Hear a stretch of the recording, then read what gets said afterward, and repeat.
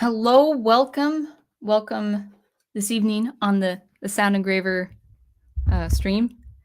So as you can see, first of all, if I sound okay, this looks really strange just looking at my avatar here.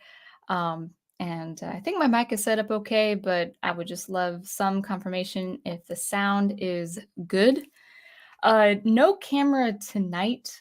A couple of reasons. One reason, and this isn't a really big reason, but uh, it's that I've got a stink bug on my lamp that's making noise and it's really distracting. Stop it. Stop moving. Don't move. Okay. Anyway, I think I should turn off the light so it stop moving. But anyway, we've had some modem issues, which has more or less stopped the video, even though the sound is fine. Okay, confirmed by my wonderful prof. You sound great. Good, because I'm just talking to a screen with no sense of with my headphones and all. So that's good. That's good. Oh no, thank you. I think you'll behave. My room has just been kind of like that stink bug territory. I've had maybe on average one or two per day, and I just accept it as is. They always keep coming. But anyway, so we've had some more or less restarting the modem, and it's fine now, but sometimes the video buffers. But the other thing too is I just have not been feeling 100% today. Prof last night, he's just pretty unwell today, and he was feeling really icky last night. And I was feeling fine until this morning. And then in the middle of the day, I was feeling just fine. I was working, I was practicing and stuff. And then about 6 or 7 o'clock, I was feeling at 68%, 69%. I just wasn't feeling that great. It could be sinuses. It could be a coming on with a really bad head cold. I'm not sure. I feel better now that I've had a good, healthy dinner. But I just don't look great. My energy is just slightly zapped. And so when I look low in energy, that actually does translate a little bit with the video. And I don't want to sap your energy. That's what I meant to say, sap, not zap. So I don't want to sap your energy just by looking a little tired. I feel fine for now, but it's really going to be a low key stream. It's going to be just a nice chit chat. I would love like some cafe music, but I don't have the sources to prepare for that.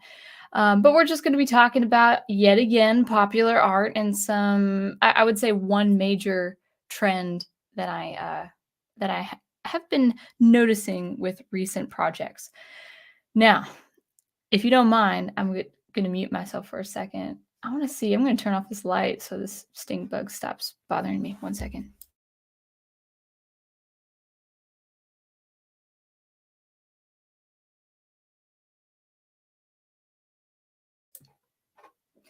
Maybe that will be better. But before we begin, let's go ahead and welcome the chat. We'll start with Go Team Ghost Planet. See you guys at 9:30. Welcome, Go Team Ghost. And my wonderful, handsome prof is saying, ready for your wisdom to New Yale. I just like that name very, very much. And then I also like this name too. Big Al Present says, have a great stream, oh etcher of audio. Wait, is that right? Yeah, that's how you pronounce that word. And Dr. Y, 3 of these titles revolve around rings. Actually, it's Wheel of Time, Lord of the Rings, and Halo, which is a ring. And then I would say with Ahsoka, it's kind of spherical. So yeah, you're kind of right. I didn't notice that before. Good job pointing that out. And then Ace is with us again. I'll be able to watch live part of the night until I'm displaced again. Okay. And Final Fantasy. Final Fantasy Fan 12 is in the house. I actually came by a Final Fantasy Fan 11. Are you the same person with different accounts? But I can't remember what video I was watching. I think it was like some music video, and there was a comments section below, of course, and then I saw Final Fantasy Fan 11, and it was spelled just like how you spell it, only with 11 instead of 12. And then Daniel Heron is in cafe music. I know I'm not as savvy as Fan Man had his streams, but there you go. You see you see the avatar. Um, so before we begin, if you just would send a quick prayer our way, especially with Professor Geek. He's like I saw him earlier this afternoon, and he's just feeling really low energy, and he's kind of coughing and sneezing. I think it's more in the sinuses for him. Um, and he has his daughter Wednesday for a few days, and since she is full time, would just pray for his energy and rest for the next couple of days. I don't need to get better technically until the weekend. I would like to get better by a couple days. I have my first gig this Sunday, Mother's Day. Mother's Day is this Sunday, you guys. Don't forget. If you have a mother, or if you know of a mother that you want to, make her feel special and all that. Yeah, this Sunday is Mother's Day. I have a performance gig. I'll call my mom and see how she's doing. She's kind of had a rough week too last week. But I actually have my first performance gig since December. So I have the music prepared. I'm going to be playing for about 2.5 hours. I wish it was 3 or 4, but I guess just to start is good that it's just a little over 2 hours and under 3 hours. I've got the music prepared for it, but what I need is stamina.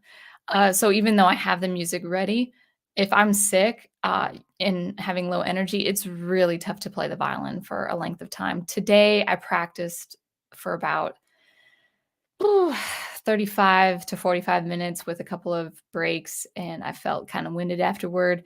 I can actually play 90 minutes straight without needing, to use the restroom or take a break. So I have some stamina, but I could use the rest and the getting better. But all that aside, let's talk about our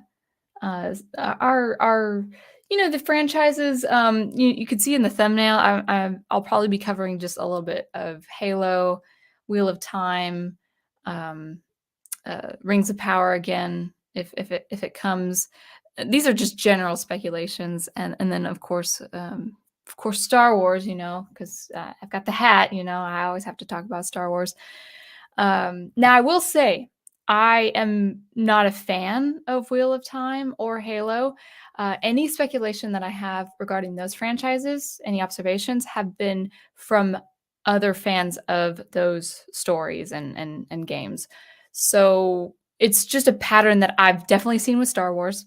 We're of course going to see that with Lord of the Rings, and then of course the fans of Halo and. In fact, I think Gigawatt is a fan of Halo because he was mentioning something about that earlier in the chat before the comment got pulled off. Not by me. It's just when you comment in the stream chat early, like 2 hours early, it goes away. So I should have pinned it as a highlight. That would have been better. We have more people. We've got Danza in. You look a bit different today. Thank you. Yeah. And then Avelus is welcome. It's been a while since I've seen you. Yeah, I'm kind of feeling under the weather, and I just probably look low energy. I woke up with bags under my eyes for the first time. Now I'm in my mid-30s, but this was my first morning where I had actual bags under my eyes, and I'm like, oh my goodness, either I'm getting sick or I'm just getting old, or it could be both. So I'm not looking chipper today, but hopefully my audio will suffice. And we've got photos and stuff. Hey, y'all, it's been a while. It has been a while. And Gigawatt is back. I was just saying that Halo show is a travesty. It is a perversion of the lore. Yeah. So we will talk about that, at least with what I have speculated. So again, no camera today, but hopefully when I feel chipper and 100% next week, we'll get back to camera. Oh no, bags all downhill now. Well, I'm secure in my prof's affection, so I was looking at the bags under my eyes this morning. I was just stunned, and I'm like, hey, I'm in a secure relationship, so it's all good. So it can go down from hill. It can go downhill from now, but no, I'd still like to look young and chipper as much as I can. So, but fortunately, those bags went away after I had some coffee and some breakfast, so that was good. So, I have no idea who you mean, Ace. I don't know who Shemp is. Um, oh, Prof says, "She never has bags under her eyes. She has many shades of beauty." Oh, that's so sweet. Ah, I love it. I love it. So, before we start talking about this insidious trend that I've noticed with the recent releases of popular stories like Wheel of Time and Halo. Now, again, I've never played the Halo games. I've never read the Wheel of Time books. This is just speculation from fans of these stories. I'm a Star Wars fan. I'm a Lord of the Rings fan. That's my wheelhouse as far as knowledge of lore and all of that stuff. But this is more observing from what people are saying. But before we get into all of that, I wanted to talk a little bit about Doctor Strange. I watched Doctor Strange, the film, the first film, and the only film, as we'll probably see, as we'll probably accept, last night with the prof. It was date night last night, and we're going through Agents of Shield, but we are going through the chronological order of episodes with the movie schedule or the chronology of the films. So we just finished Spider-Man: Homecoming, which I really did enjoy. That was last week. I thought that was great. I think, and this is just a nitpick. It is. I like it and I don't. The whole Aunt May being really good looking, it feels off to me, and I think it's because Peter Parker is coming of age. But it's that's just a nitpick. Other than that, I really do like that it's not an origin story. I think Tom Holland is a very good Spider-Man, and I think it was a really well written story as far as what it is to be a hero. Going from the boy to the man is perfect coming of age story. I thought it was done really, really well. We're not going to be seeing, of course, the subsequent Spider-Man films because the treatment has, of course, been off kilter, going off the rails a little bit. But following Spider-Man: Homecoming was Doctor Strange, and I really did enjoy that film. It's my impression of it is unusual. It's it's a very short film. It almost kinda works as an independent film. It really does feel like Marvel. It kinda has that Guardians of the Galaxy feel, but definitely not on the epic adventure feel. This is it is adventurous, there's a lot of cool things about it, but it's really that it's so intimate. It's a very short film, comparably speaking, when it comes to Marvel movies. Marvel movies, especially the big ones, are they exceed 2 hours. They can even go up to 2.5 hours, not including the credits, but maybe 2 hours and 20 minutes. But this one was under 90 minutes, just before the credits scene, I think, if I have that right. And it was really intimate. It was just yeah, it's got the fantastical, it's got the magical, whimsical stuff, but it's really about this man who it just overcomes 2 things. His bigger thing is overcoming selfishness, his arrogance and his selfishness and his, the pride of life. The biggest antagonist of that story is his pride, the pride of life as is warned by the Bible or warned in the Bible rather. And I think that's right. Maybe I'm misquoting that. But in any case, he has to overcome pride. He has to overcome being a jerk. He's not. He's kind of likable because it's Benedict Cumberbatch, and he's played in different roles that are quite likable. But he does come off as a pretty, I would say, contemptible man. He acts very irrationally after a terrible tragedy has happened to him, which is his car accident. Well, spoilers, to anyone who hasn't seen the film. And this is kind of early in the film, and I won't get into. Well, there's not really much to spoil in this now that I think about it.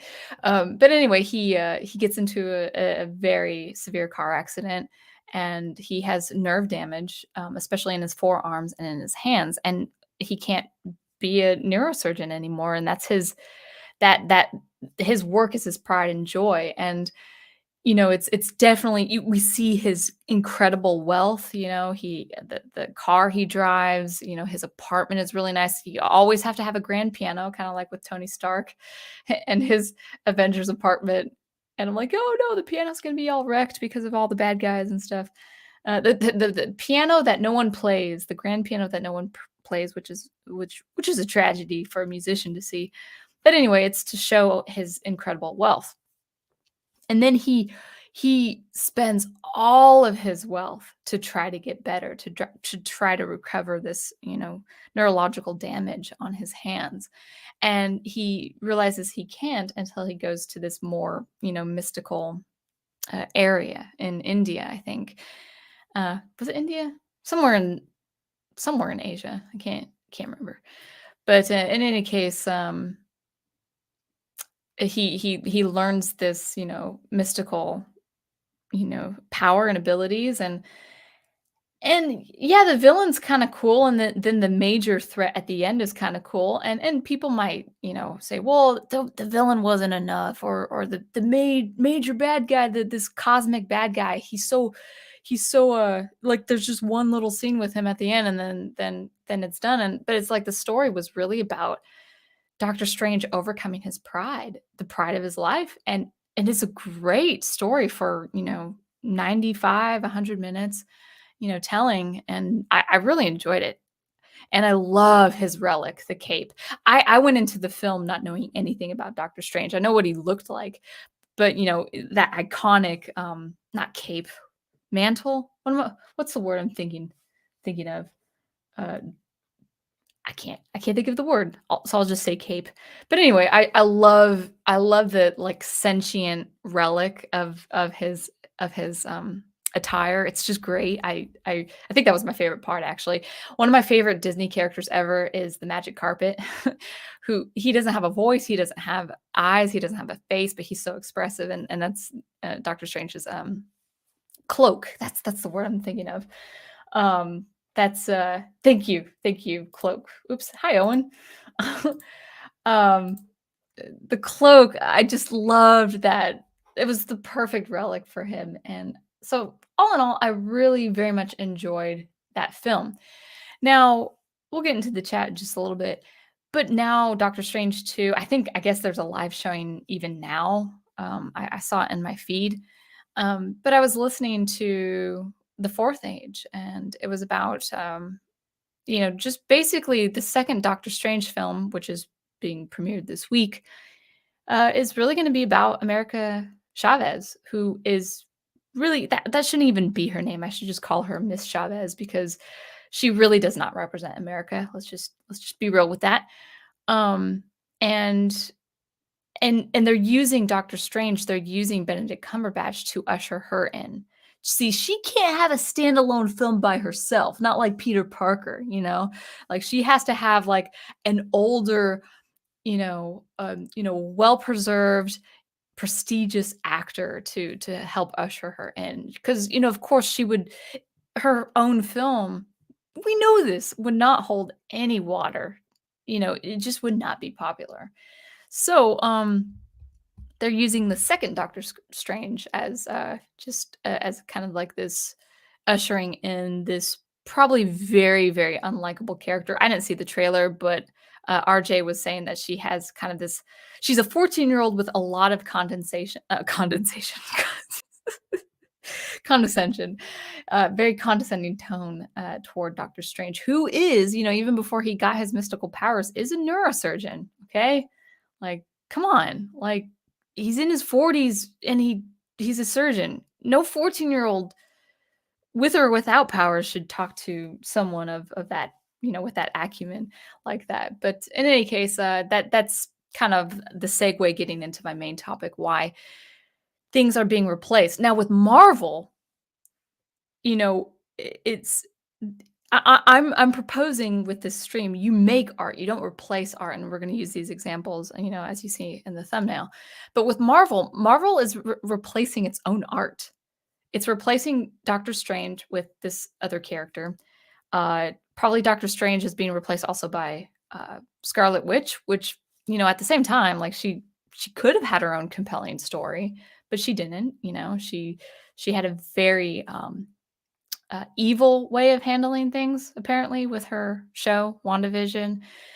So, they're constantly replacing their own art from not even 10 years ago.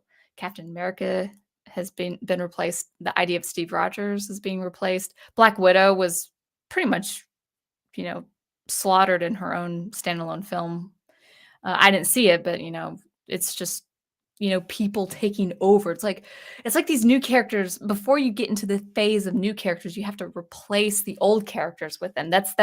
Been their formula, and that's not going to work. That's This phase 4 is not going to work. So, yeah, let's get into just a little bit of the chat and then just a casual conversation of what I mean by these examples. What I mean by, making your art and not replacing. We got to make our art. We can't replace our new art. We can't replace our old art with our new art, and we can't replace other people's art with our own art. We got to be responsible as artists. All right, let's see what you guys have to say. So photos and stuff, I would love your input on that. I gave up on the Halo show after just two episodes. And you being a game composer, you've probably had experience with the gameplay on some level, or at least you know it. So any insight would definitely be appreciated.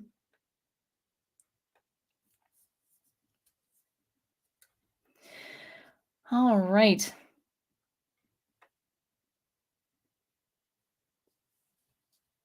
So I have a full set of luggage, so no worries. No worries at all.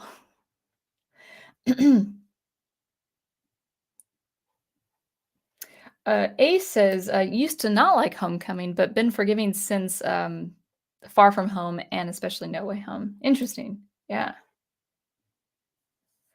All right.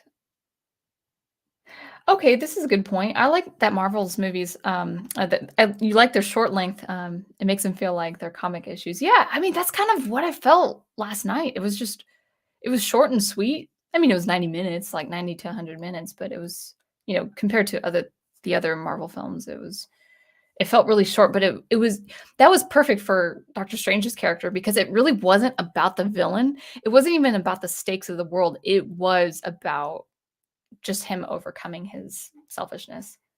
Hello, the chat. Hello, Horizon Talker. Good to see you. Daniel Heron says, doesn't everyone have a grand piano? No. Okay, and then a Gigawatt confirms, I feel that No Way Home ruined Doctor Strange's character progression. There you go. The interesting thing for me, I had never heard Benedict Cumberbatch with an American accent. So for years, I thought Doctor Strange had a British accent. And so when the prof confirmed before the movie that he has an American accent, I'm like, oh my goodness, that's hard to hear. But then again, like I thought Gary Oldman was American. I thought Christian Bale was American. And then when I heard them talk normally, I was like, wow, you guys are British. I didn't know that.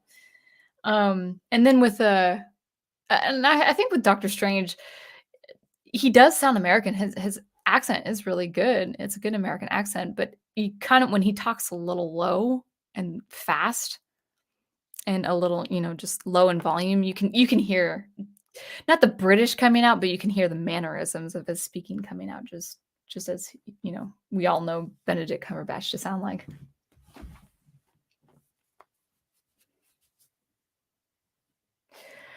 Owen says, hello, just been brainstorming more ideas on my Beetle Blaze story, mostly fleshing things out. I do it by acting it out a little. I actually act out my dialogue when I write. And that actually helps me because sometimes when you say something out loud, on print, it looks fine. But then when you're saying it, it's like, well, that doesn't sound natural to say, or that's actually hard to say without stuttering. So you kind of have to do it. Now, how is teacher hunting, Owen? Have you found an art teacher yet? Yes, that's right. The Cloak of Levitation. That's like my favorite character, actually.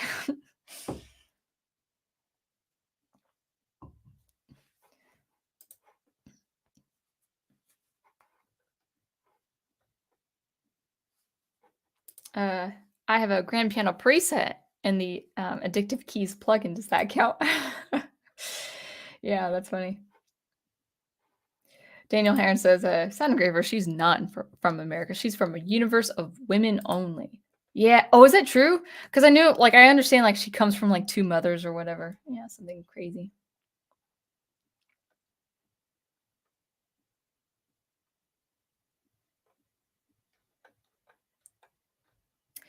All right. So let's, we have M, um, Siafki. Phase 4 is the MCU. Well, as the prof and I have said, well, actually, I haven't said it, so I'm saying it now. But as the prof has said a couple times on his channel, um, Spider-Man, not Far From Home. What's the last one? No Way Home. Spider-Man No Way Home. The last Spider-Man, is that the title? I can't remember. That paid for in full the paving away. Ugh, what am I trying to say? The the the red carpet rollout. That's what I'm trying to say.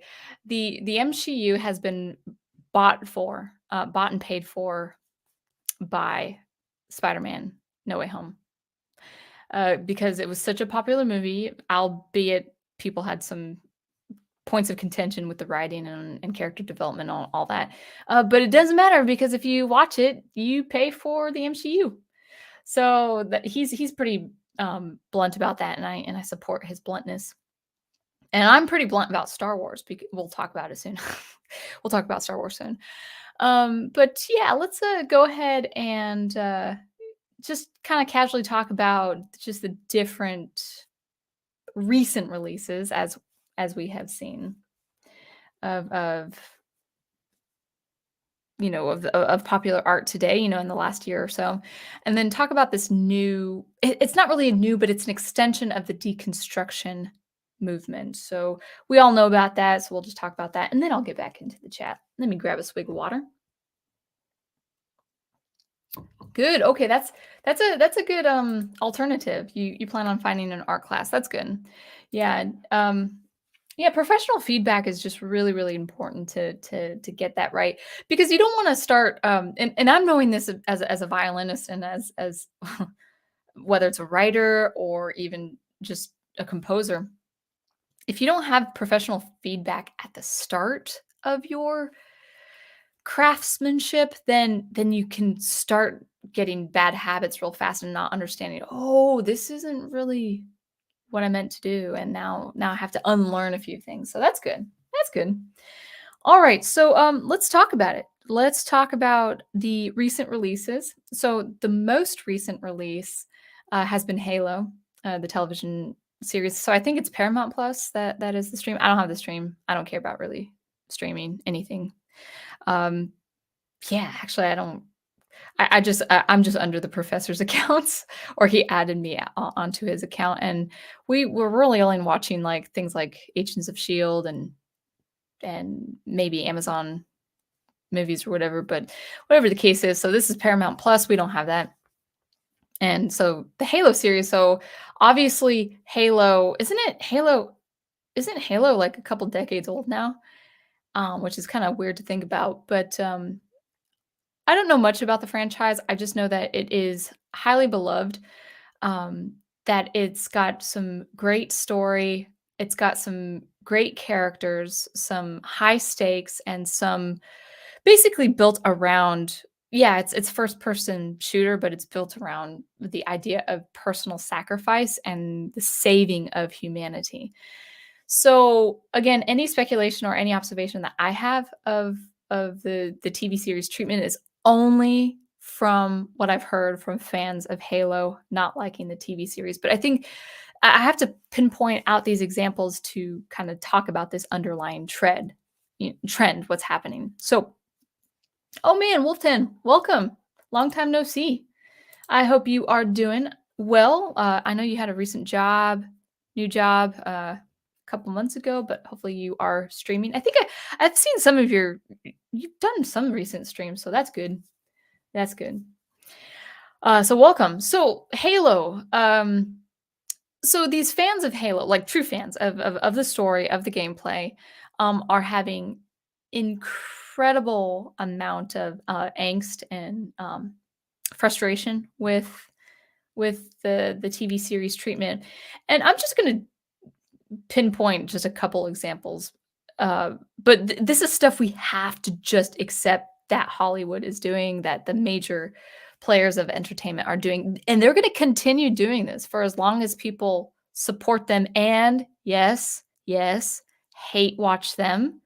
Like, if people start hate watching, you're funding entertainment for the next 5 to 10 years, so just kinda be mindful of that, but I'm talking about it. Yes, I'm giving it attention, but I'm talking about it from the perspective of an artist who is not supporting any of these, new things. I'm not supporting Kenobi.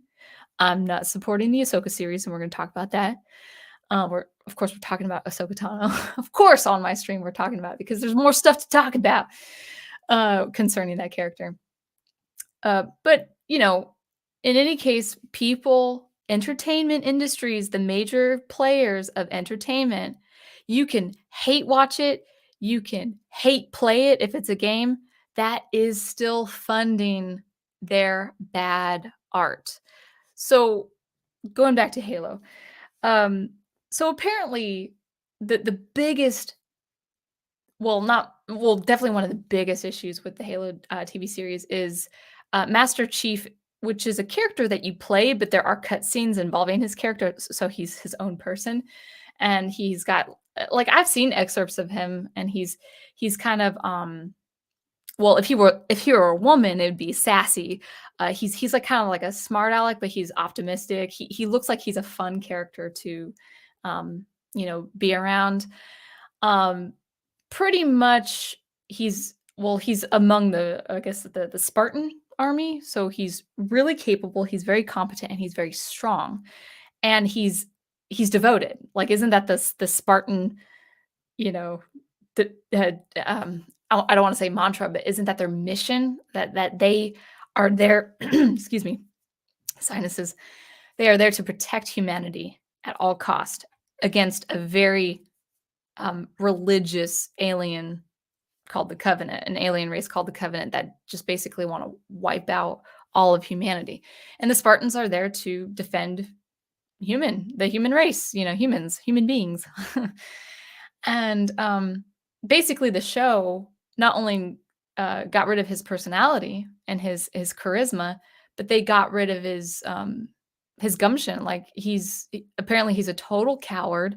He doesn't know what to do. He's always emotional. He doesn't know how to be a soldier, no matter how much the TV show says, "Hey, no, he is a soldier. He'll do what's right." But he's very like he's a very much of an emotive character, and that's actually a problem with someone like this man, Master Chief, as he's called, because isn't he a masked protagonist? Like, isn't he like every time you see Halo with him, like, whether it's imaging or going on images, like searching images for this game, he has his helmet on.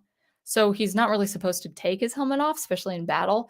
And the writers are making him look so emotional, so unstable, like mentally unstable, questioning his past, all this kind of stuff, and basically making him an absolute sniveling coward. And so that's the first point right there, is that you take a very strong, proactive, assertive character, especially a man who has gumption, who is willing to get in there, get in the dirt and fight to protect mankind against this zealous race of aliens at whatever cost, And I don't know his whole story. I don't know Halo much at all. But basically, fans are saying, "Where's our Master Chief? Where's that assertive?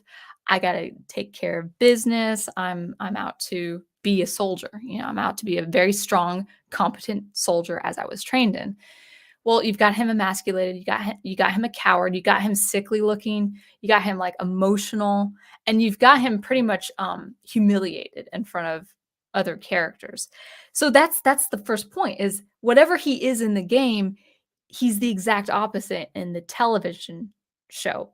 As I'm hearing from fans, he's exactly the opposite. Now, that's a key word, that's the operative word, the opposite of what he is in the game. Now, I know he's a playable character, like, you play him, so you kind of insert yourself in this character, that's my understanding of the gameplay, but he's still his own person, and he's got colleagues and associates that, have a good rapport with him and all of that, but he just does not have it. He's not likable, no one likes him.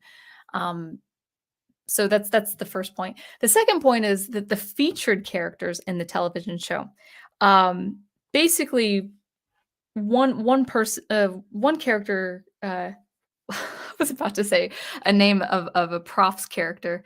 The professor is writing something, and I was like, "Oh, wait, no, that's his character's name." What is her name? Cortana, I think, an AI, and, in I don't know her in the game, but in the TV series, she's done very questionable, very, despicable things, like, I won't get into what it was, but I guess, in so many words, she took over Master Chief's conscience, I mean, or wait, no, conscious, and basically rendered him unconscious against his will. So that's pretty abominable. You can't you shouldn't do that to a person. It's basically, if you do anything against the person's will, you know what I'm implying, except it's with your mind. It's with your body. It's not with, well, it's more than your body, it's your mind. Someone forcing you to go, be rendered unconscious, that's a bad thing. And she's supposed to be a good character. She's supposed to be a good guy. The next thing is a scientist who has this really twisted view of utopia, which is a very much an ideological frame of mind among people today, whether they're in the academics or in political offices, whatever the case is. This is supposed to be a woman on the human race of this show is supposed to be the good side, right? But the scientist ahead of all this stuff, she's bad. She's wicked, and then she has this speech to Master Chief saying, oh, what is it? It's basically, is it really all that bad that I'm doing?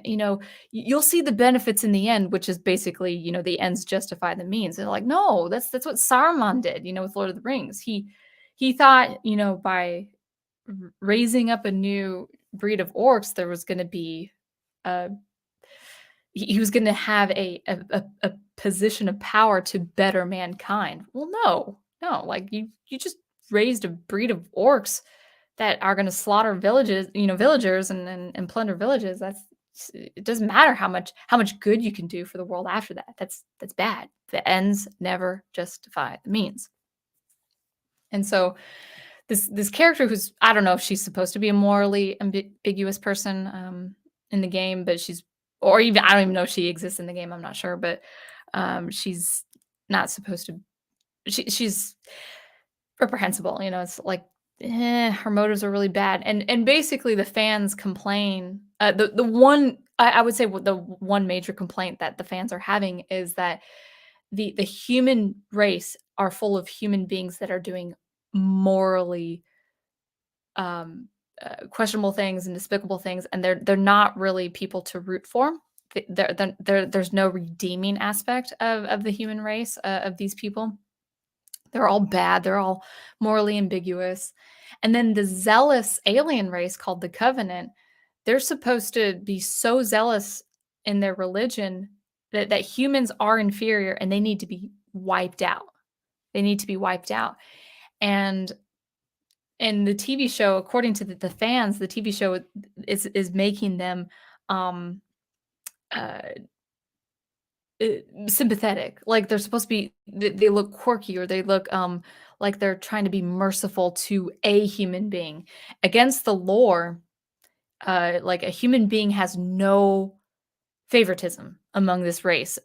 And yet the TV show is showing a female human character who is not favored by the alien race, but she's not killed, which is going against the lore of the Halo game series.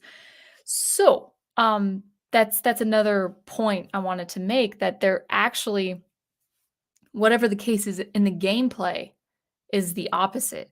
So the human race, there's nothing redeemable about the human race in this television show. And then the zealous religious alien race that they just want to wipe out all the human population. You're trying to find some sympathetic qualities with them. Well, that's not according to the story and lore of Halo, as I'm hearing from Halo fans. So again, that's just an observation I want to make, that whatever is set in a story or the history or the lore of that given world, TV producers and writers and showrunners are aiming to do the exact opposite. Let me grab a swig of water real quick. And I'll get into the comments. Well, that was what I wanted to say about Halo, is that everything that you would love or like about the game is being mistreated and mishandled in the TV series. All right, let's get into the chat.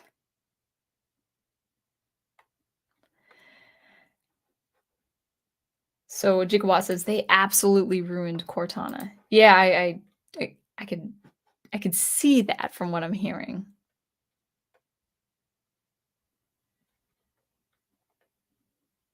And they ruined all the characters. The TV show Cortana is used to turn the Spartans into meat puppets, and that's I would say that's pretty atrocious.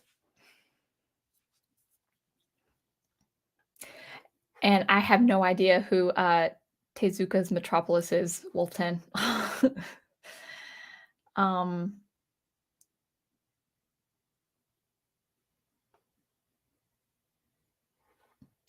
I use Windows, and Cortana is in my search engine. Even that Cortana is more faithful to the games. Okay, good night, Ace. Peace out. I will see you on the replay.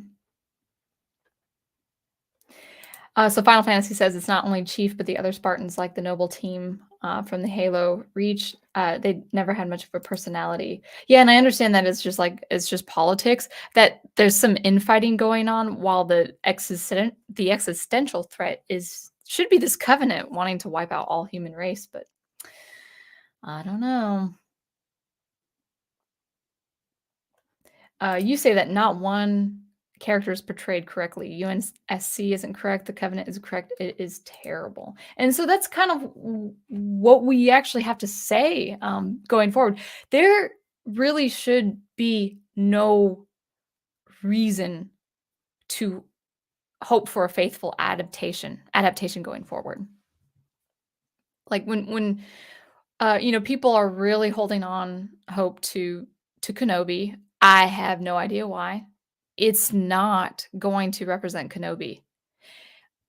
We've had about 6 or 7 years now. Oh, well, actually, almost 10 years if you're going to go as far back to the Man of Steel, or Man of Steel. Yeah, we have no reason. There's no evidence to have any reason to hold on to the hope that we will have a faithful adaptation. Now, I do have hope that we will have more original content going forward, but anything that has to do with Marvel, that has to do with Star Wars, that has to do with a game franchise, anything going forward that's an adaptation, you can bet all your money that not only will it not be a faithful adaptation with a few errors, it's going to be a spiteful piece of work. It's going to be an adaptation to spite the author, the game developer, or the audience, or all of the above. We can't hold on to the hope that we will have faithful adaptations, not at least for a very, very long time. Let's continue to read the chat. Yeah, yeah. So Wolfhead says the Covenant being the sympathetic enemy is completely wrong with a capital W. All right, so it looks like you got okay, so Jigwatt is a huge fan of the Halo lore and everything is not handled correctly. It's almost an insult. I wouldn't say almost, I probably would say it's a total insult. Yeah. All right. So let's go ahead and oh, Wolfton confirms that Tezuka is is anime. Oh, for the anime style. He's an animator. Cool. Very, very cool.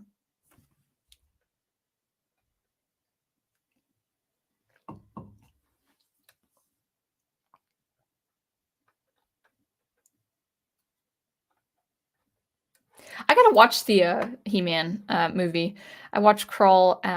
Wait, didn't Al have a rewatch of that? Um, and I think the prof was teasing him about another. Oh, who's that one guy? Is it Cull? Who was before? Who was before Conan the Barbarian? Was it Cull? But anyway, Crawl. I think that Big Al Presents had a rewatch of that. I do want to see the He-Man movie, the Masters of the Universe. I just like it's supposed to be fun. It's supposed to be really fun. All right. So let's go ahead and what should we talk about next? So let's talk about Wheel of Time next. Now, I never read the books, so again, this is observation from what people have been saying about the TV series. But this one has a couple of different points. The first being, and I apologize, I this is an impromptu stream. I don't know the name, but the showrunner of the Wheel of Time, basically in response to fan backlash, he says, "You know what? Not only am I going to keep the changes that I decided, you know, going forward, I'm going to make more changes just to spite you." So you know, we're using that word spite for you know with good reason. I would say now we have showrunners and producers actively antagonizing traditional fans of the works. So the first thing is kind of like with Dune, you know, the book Dune, where there is definitely this it's like a dichotomy slash synthesis of male female roles. Like there's a masculine energy and ability, and there was a female energy and ability, and there's a synthesis of the two. You have to kind of have this understanding of the importance of both. Now, I don't know anything about Wheel of Time, but according to Shadiversity, there is a major uh, dichotomy slash synthesis of the masculine power and the feminine power. And that is completely removed in the television show. And also, the characters that were likable in the books, according to him and also according to his friends, uh, are just downright unlikable, you know, in the show. So, for instance, the many of the characters are coming of age in the book, at least the first book, and they're you know, Shadiversity describes them as fish out of water. Like they don't really, they're kind of exploring, they're adventuring, but they're constantly being pursued. But they're trying to make the best of it. They're trying to you know hide and fit in, and but they still have personality and they still have gumption to take care of things when it has to happen. And there's they I think he was describing how they work with cleverness and you know smarts, you know street smarts and all of that. I'm not sure. I don't know the characters because I've never read the books, but just even using those traits, you know, cleverness, having personality, having charisma, having the ability to accommodate, having the ability to take action when necessary, all of that, according to him and his friends, are it's completely removed where you have these characters who are no longer coming of age, they're older. I think they're cast to be older in the show, if I remember that correctly. And they're complaining, they're morbid, they're whimpering, they have absolutely no personality. And what's worse is some of these people, some of these fans are saying, not only do they not have any personality, they have the same personality among all the characters. It's like the same character with different faces, which actually is pretty terrible to think about. So that's what's happening with Wheel of Time, where whatever good positive trait is with the different characters, that has to be removed and replaced with a negative trait. Like, so whatever is a positive trait becomes an actual flaw in the television show. So, and I know there's probably a lot more terrible things to talk about regarding that show.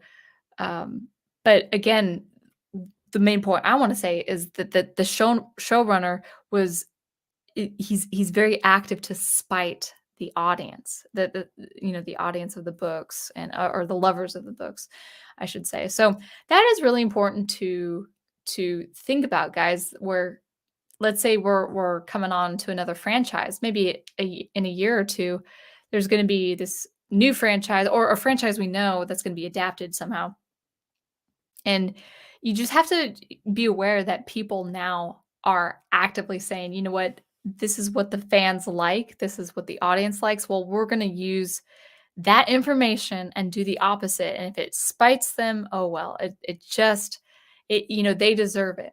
And now this, I don't think this is happening so much with I don't think this happened 5, 6, 7 years ago, as much as it's going to happen going forward. So between the next 5 to 10 years, the way the entertainment industry is going to make money is actually through hate watching. Now, I'm not saying like original content, like where Netflix will have like a propaganda piece and it just looks bad and no one's interested. I'm talking about where they're actually making a beloved franchise a propaganda piece, and people will be so mad and people will be so frustrated, but they're going to still watch it. They're going to watch it, and that's going to support it in the next 5 to 10 years. So the next decade of entertainment is actually going to be people constantly complaining about it. Now, we've already had major YouTubers complain about different things, and we still have YouTubers complain about different things, whether it's DC or Star Wars or whatever the case is. But they have now a real big audience where it's like, well, yeah, let's bash Batgirl, let's go ahead and watch it, dump on it, and talk about it for weeks on end. And so, the industries have already at least made, if they've not made money that way, they've saved money by not paying any press. If you're on Twitter, Twitter doesn't do anything about, like, oh, this movie's being premiered right now, or this movie's being released this week. Like one little tiny little trend, and that's it. One little tiny little trend. Disney will never have to pay for advertisement again because of, these YouTubers. And so it's like, I would say, that's where the industry is going forward, where they're not even, I don't even think, maybe Star Wars. I think with Star Wars, people are wanting to explore their own interpretations of the stories, whether I agree or disagree with them or not. Maybe Star Wars is kind of that safe house, but I do not agree with the handling of Star Wars by any means, not at all.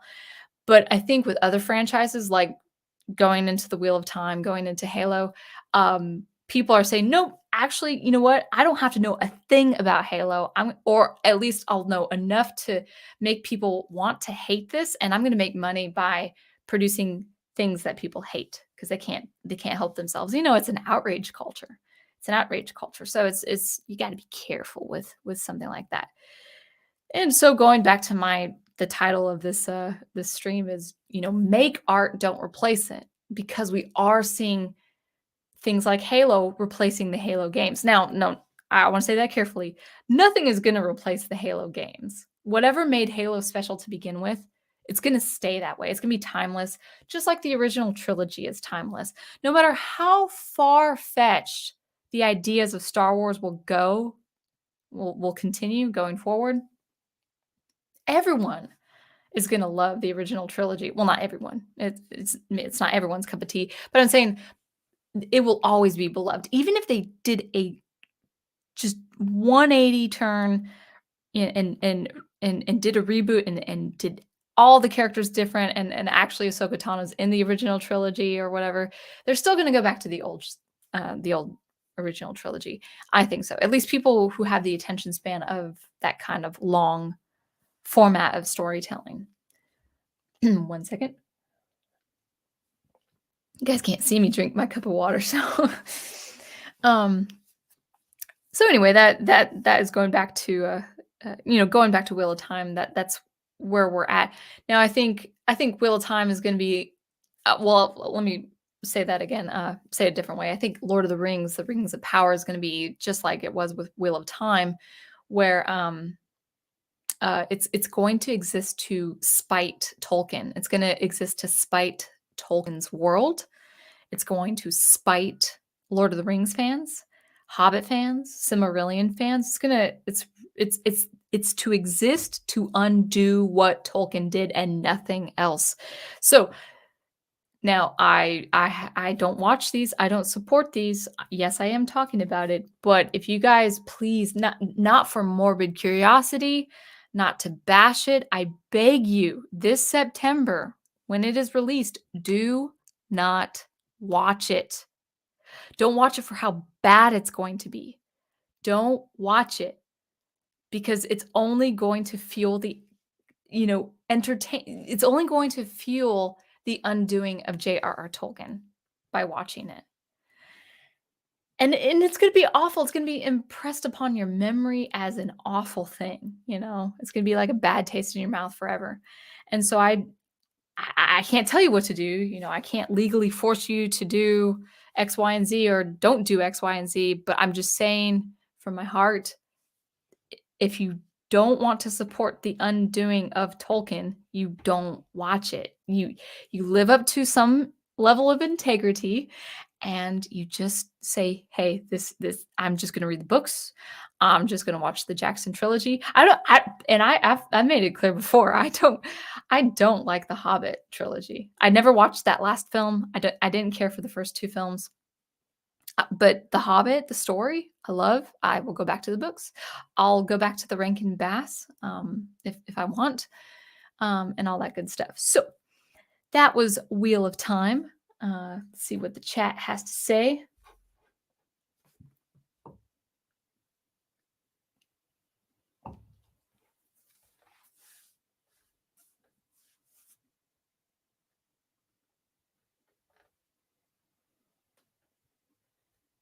All right, it looks like there's a oh, Call the Conqueror. Thank you, Wolten. Yeah, I was like, is it Call? Is it Call the Conqueror? So Conan the Barbarian and Destroyer it was before Call the Conqueror. I don't know why I thought Call was first. But I don't really know the chronology there. Professor Geek says we mean the order of creation. Oh, Robert E. Howard created King Cole. Oh, before Conan, his descent. Oh, that's how it is. Okay. Yeah, I didn't know it that well.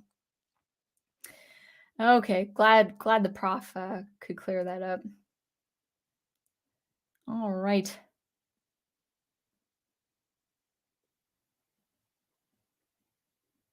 Yeah, I think what's his name? Dolph Lundgren? Is that his name? Was a good choice for He-Man. Yeah, like from the pictures I saw, I mean, come on, like how realistic can you make a live action He-Man? Especially I think that was made in the 80s, so yeah, I guess it was good for what it was. Of course, I'm always going to go to the Filmation. But yeah, Prof and I are watching the Thundercats. We might watch the was it the 2000 what was the next Thundercats? I don't think I have no interest in watching any other He-Man uh, versions besides the original, but I think we might watch a later Thundercats. But we got to watch the Batman animated series, and we've also got to watch Super Friends. We've got a lot to watch over the course of our lives. Wolften says, speaking of books, I need to finish the John Carter series all in one book. I'm just about done, sort of, with Dune. It's really interesting. Like I'm not a slow reader. I just don't. I can't. I read like maybe 3 nights a week. I read the Bible every day, and I'm trying to read more nonfiction. But as far as fiction, I only read 3 to 4 nights a week, so I've been kind of bad with getting through Dune. But I do enjoy the book a lot. I had a dream. I think it was it last night or the night before? It was the night before. I dreamt that I was actually Jessica. It was strange. It was just kind of, it was weird. But I read Dune before I go to bed, so it makes sense that I would have a dream about it. All right. They all have the same no personality. That's almost impressive. Yeah, actually, let's. It kind of reminds me. We'll get back to the chat soon, but I was talking about, oh, that's almost impressive. Like they're competently doing this. So, I've talked about on my streams before, incompetent art. Back in the liberal arts, art students and art professors would encourage the students to, excuse me, sorry, I didn't have a big dinner, but I still had dinner right before, so. And you can't see me. Hold my hand to my mouth. But anyway, I was saying the art students were encouraged, and they did with their student exhibitions to do just lazy art where it just would not take any skill to produce this kind of art. And professors would do the same. And this happened, for now 100 years, coming on 100 years, this idea of incompetent art. But now I actually don't think it's I don't think I don't think people of popular art now, like the showrunners and writers and producers today and the artists today, I don't think they're producing bad art by accident. I think they're competent in bad art, meaning they are strategic about producing terrible art. I think it's actually they have the skills to have good potential for good films and good stories and good comics, but they actually are actively working to produce bad art. So it isn't, I don't think it's incompetence at all. I don't think they don't have any skills or strategy at all. I think they would have very much the artistic skills required to produce something great, but they are not interested. These people are just set on making a terrible piece of art. Now, I would say it could be accidental. Uh, like for instance, with Dave Filoni and writing Ahsoka Tano, like his writing is terrible, but it makes sense it's terrible because he hasn't had experience writing before. I started writing like 8 years ago, frequently, and I'm going back to like old excerpts like from years ago, like even, well, actually not even that, like maybe even 2 years ago, and I'm looking at some old dialogue. This was last night. I was looking at some old dialogue, and I was like, "Oh my goodness, this is so melodramatic, and this doesn't make sense here, and this is causing a problem here." And this is from frequent writing, and saying, "Oh, wow, this is a problem." Now, Dave Filoni has never had, from what I could see, has never had experience as a writer.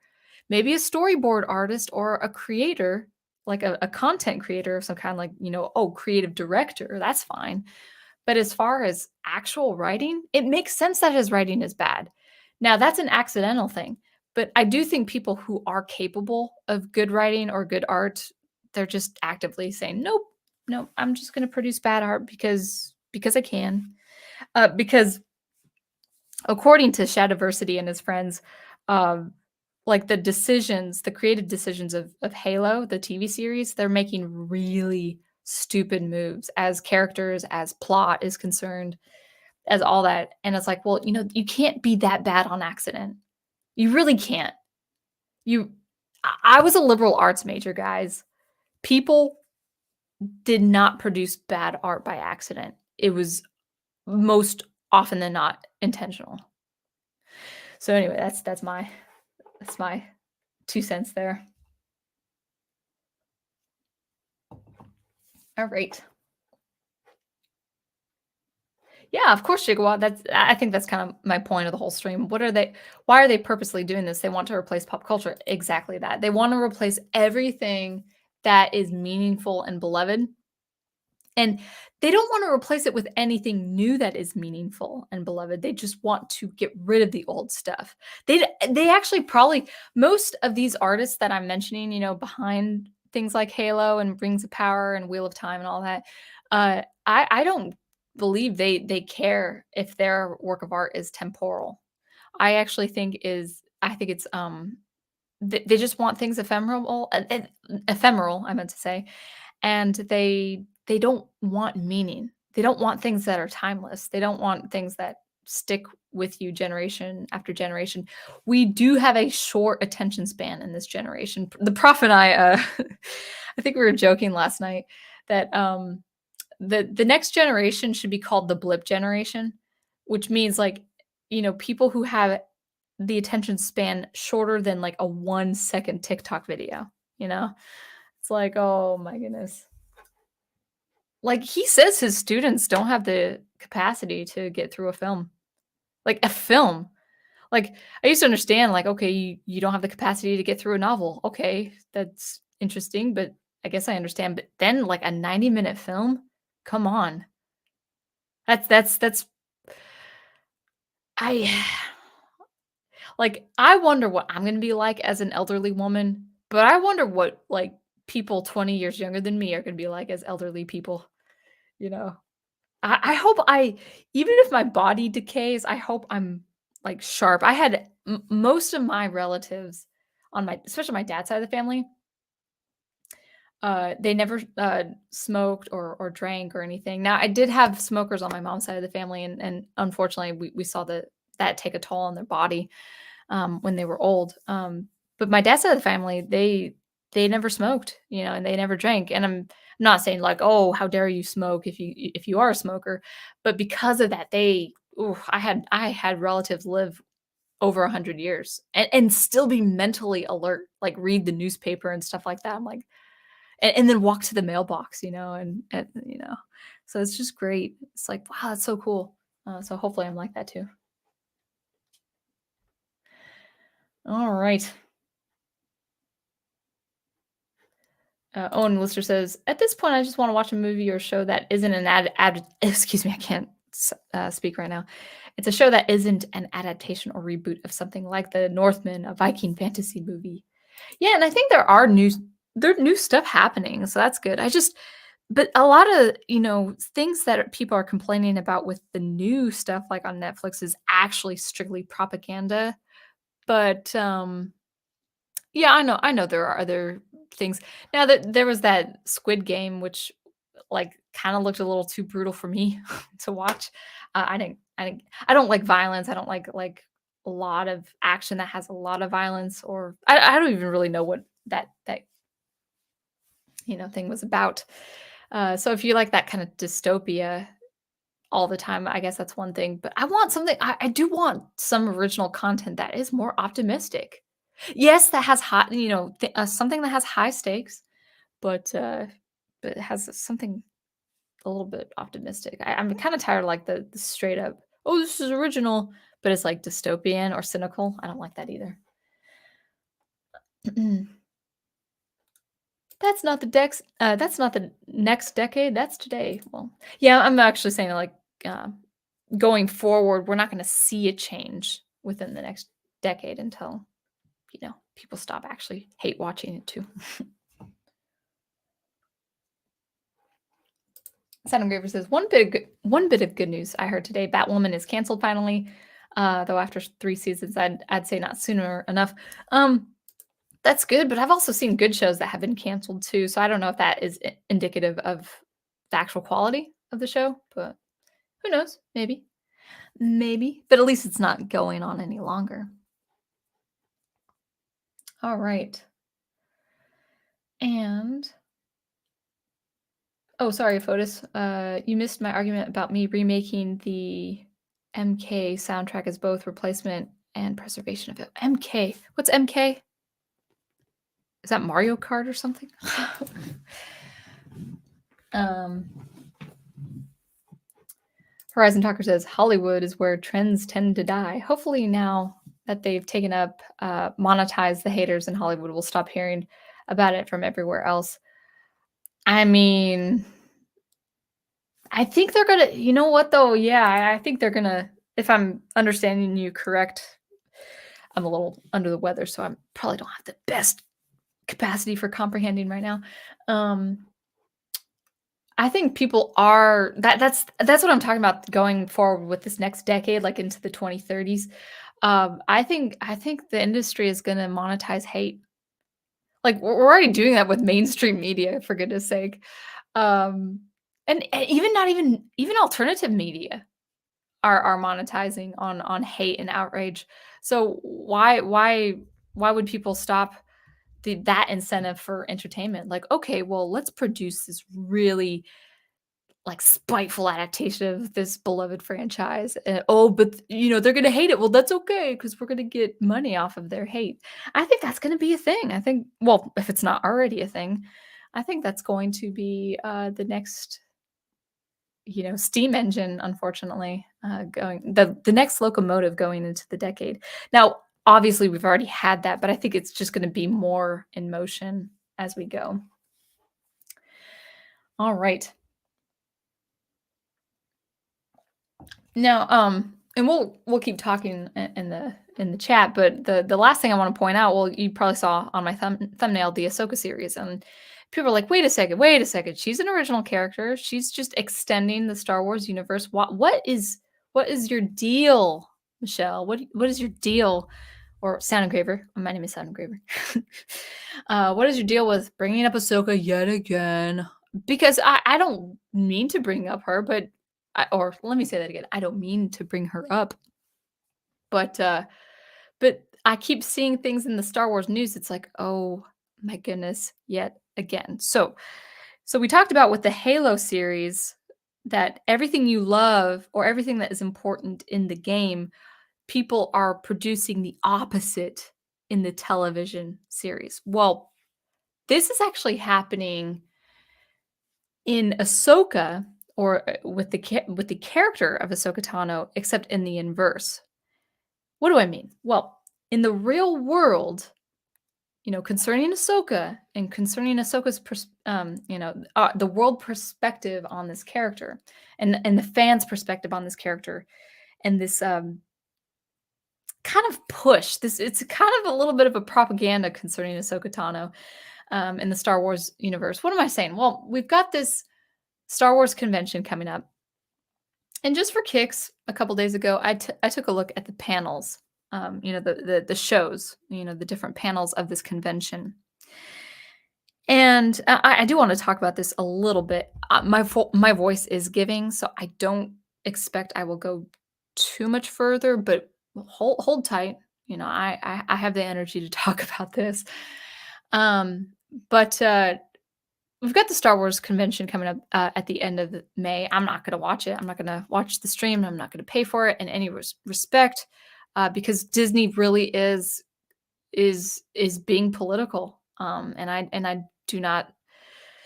I don't support it. Whether I'm for its politics or against its politics, it's being crazy political. And we'll probably talk about that another time, maybe a little bit at the end here, but let's talk about Ahsoka Tano. So there is a panel with her, I think on Thursday, and the panel is called Ahsoka Tano. This is the title of the panel that the session that you would go to. Ahsoka Tano, is she the pure example of what a Jedi Knight should be? And this is her story after leaving the Jedi Order. Now, I really, really don't like that, obviously. I don't like the word, I don't like the language used. I don't like the word pure used in this. Now, it could mean pure as in innocence, like the pureness, the innocence of a good person. We could talk about that and talk about it in this context for a little bit, but it could also be like, oh, is she what the Jedi should be? So let's talk about the first thing, the meaning of the word pure, which is kind of like a religious word, whether it's like East transcendental, like, oh, I've got this prism of a conscience, or biblical, where Christians are taught that no, we need to focus on things that which are pure, things which are good, things which are noble. We have to set our mind on these things and get rid of the things that would deprave us, and you know, corrupt our spirit. So when you're talking about pure in that the word meaning incorruptible, well, that is a very problematic term when you're talking about a character like Ahsoka Tano, because she is not pure a person. She makes very questionable decisions. And I don't remember all of Clone Wars because it has been a long time. But, I'll name a couple examples, actually a few examples. The first is, she defies with an attitude the admiral's orders on this mission by retreating. She says, "Cool your jets, I've got this," and then she gets her whole squadron killed for it. So she defies orders. She defies the admiral, and he's actually rendered unconscious somehow. I'm not sure. Maybe that was something she did, or maybe something else. But she defies him, gets her squadron killed, and then 20 minutes later, her punishment is, "Oh no, we got to believe in her again because she has a handle on this." Totally entitled. She should have been reprimanded and taken out of. She really in a real life situation that would she should have been taken out of the academy. Like she should have been stripped of her Jedi privileges from the get go. I don't care how young she is. If she's old enough to fight in a war and fight in her own pilot, like this starcraft or whatever, or aircraft, spacecraft, whatever it is. If she's old enough to do that, if she's old enough to fight in a battle, she's old enough to be stripped of her privileges there. So she's totally entitled. She was not punished for her actions, and people were killed for that. We did not see any progression from that mistake. The second thing is, so she's defying, she's being rebellious, she has an attitude, and she gets people killed for it. The second thing is that Citadel mission that I mentioned a couple of years ago on my stream, where Anakin, her teacher, someone who loves her, someone who cares for her, says, "I do not want you to go on this mission because this could be basically suicide. Once you go into the Citadel, you are not coming out. I want you to stay here where it's safe." That's like a parent saying, "You can't come with me. This is a very dangerous mission. I have to go. You can't go." And she's like, "Well, I want to come." "No, this is dangerous. For your own safety, for your own protection, I have to go, but you have to stay home." Basically. It's like a parent saying that to a kid. She disobeys him, basically disobeys her older brother or parent. And then, not only that, she gloats in the mission, during the mission, she gloats at, "Oh, look how convenient it is. There's a smaller space that I could fit through because I'm skinnier than you guys. You guys can't go through your armor, this little shaft or chute or whatever it is, but I can without, because I'm not wearing any armor. How convenient. I'm this young teenager that can, squeeze through this vent or whatever. And how fortunate for you that I was here to save the day and get you out of this predicament." And it's like, okay, so she's being rewarded for defying pretty much a parental concern and love for her. Like Anakin had this kind of parental, like, "I need you to be safe here," And then there's like, okay, she's here. What else are we going to do besides, have her come with us and stuff like that? And then when they do accomplish the mission, an elder Jedi, Plo Koon, covers for her. She's like, "Oh yeah, I sort of lied that I was gonna do this, or not do this, whatever the case is." And then Plo Koon's like, "Oh, I guess I made a mistake. Oh yeah," like covering for her, like an adult, an adult teacher, an adult, an adult teacher covers for this kid who acted presumptuously and disobeyed. She disobeyed a second time, and she didn't get rewarded for it, but she didn't get punished for it. That's the second thing. So she's not pure. Going back to this pure thing. And then finally, the most atrocious thing that she did was releasing Maul at the end of season 7, Maul maiming and killing and brutally tackling the clone troopers out to get Ahsoka, and then indirectly destroying all the rebel, not the rebel, the Republic Star Cruiser, killing everyone except Maul, who escaped and is going to commit evil wherever he goes, and then and Rex and Ahsoka. So not even the droids survived, guys. Like everyone died on that cruiser because of Ahsoka releasing him. She didn't directly kill him, or she didn't directly kill the troopers. She didn't directly destroy the ship, but she released the maniac who did. Is that pure? Do we call her a hero for doing that? When people are like, no, she had to do that to protect herself. She was unjustly pursued by these brainwashed clone troopers. It's like, you know what? Yeah, you can make the argument that she was trying to protect herself, but there's no way, there's not a snowflake's chance and you know where that you can call her a hero, okay? She's not a hero for doing that because she releases a very evil, powerful force user who maims and brutally maims and kills these clone troopers who really can't help their actions, not condoning their evil, trying to, destroy Ahsoka, but they're also innocent. And then the Star Cruiser goes down. Everyone's killed except Rex and Ahsoka and Maul. And is she punished for it? No. Dave Filoni never has her battling these, repercussions of her actions. Now, I'm not saying you can't have a character like that. I'm not saying Ahsoka shouldn't be like that. But we should not call her pure. We should not call her a Jedi. And we should not call her a hero. She could be a morally ambiguous character like Bo-Katan, who Filoni treats as a hero for some odd reason. But Bo-Katan is a terrorist causing collateral damage and terror to, among her people. She's not a hero. She's selfish. She has very selfish ambitions. Doesn't care for her sister Satine. Doesn't care for Obi-Wan and how he feels about Satine and the death of Satine. She's just selfish. Bo-Katan is selfish. Filoni does not know how to write female characters at all. I would prefer Rey Skywalker to Bo-Katan, okay? Sorry to say that. I know that's blasphemy probably to a lot of people, but Bo-Katan is no hero. Ahsoka Tano is no hero. So this panel saying Ahsoka Tano, is she the pure example of what a Jedi should be? No. Unless Jedi should be, unless they should behave abominably and ignobly. No, she's not pure. And so it's this push to do the opposite. It's this push to say, oh, she is a hero when she's not a hero. It's this push to say that Bo-Katan is a leader when she's not a leader. If she is a leader, she's a terrorist.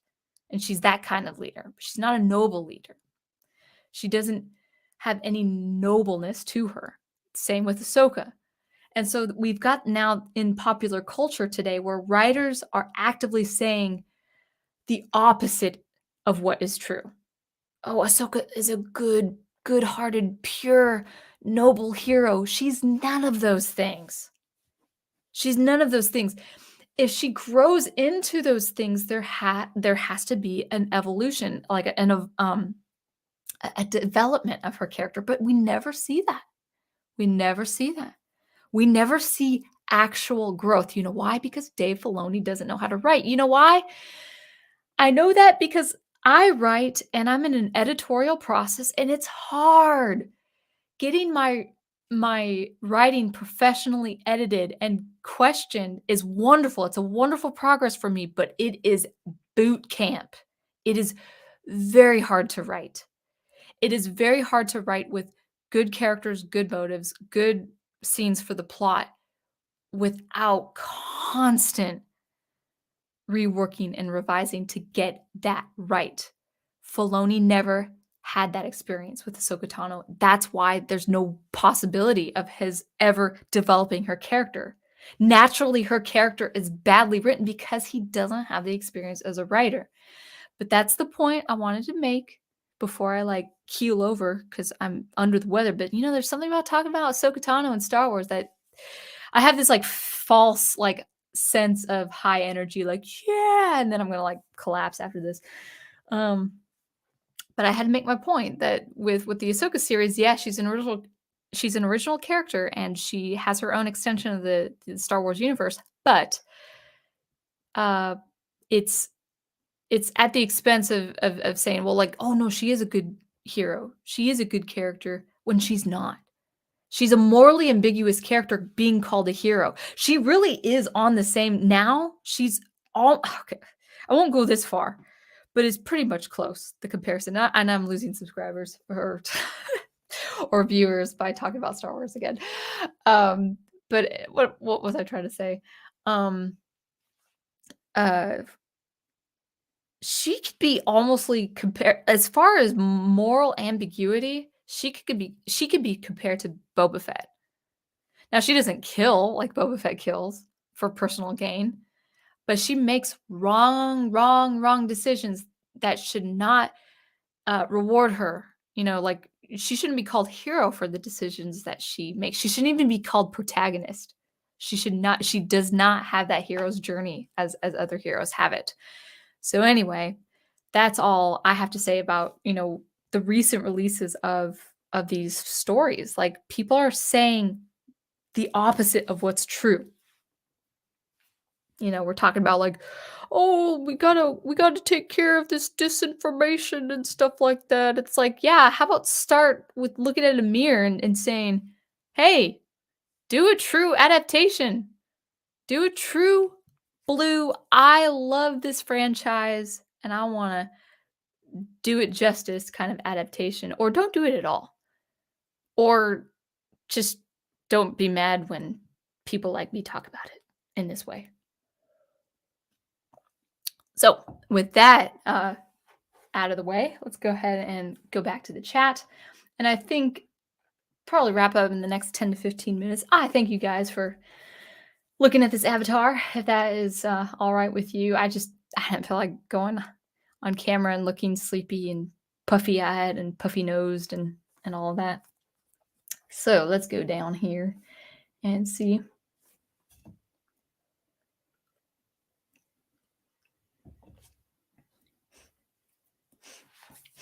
Professor Geek says, but I've got to know what my favorite YouTubers are talking about so I can shake my fist with them and feel like I'm part of their community.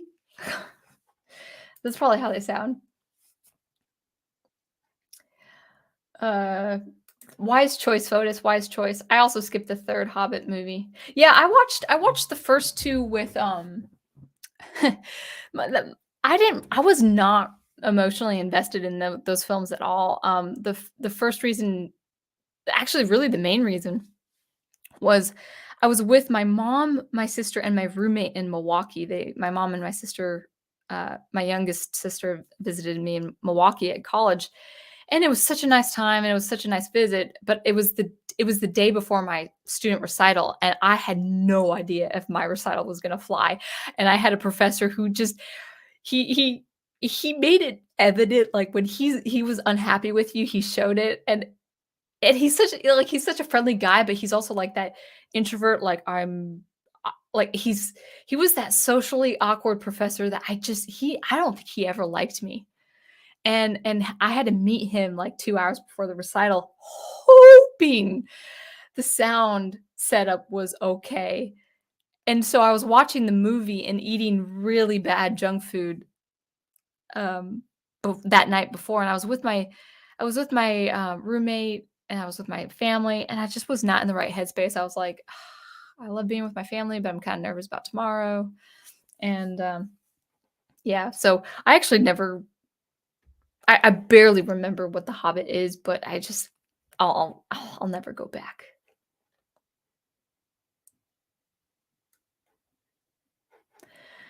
So Thundercats 2011. Yeah, we might look at that one after watching the originals, of course. I probably won't watch the 2002. I love the filmation. I feel like it's perfect and I don't need like another one. But yeah. Also, isn't the 2002 where Skeletor is what's his name? Keldor, or isn't he like He-Man's uncle or whatever? I don't like that idea for He-Man's story at all. Fear is the mind killer. Yeah, exactly. It is. It really is.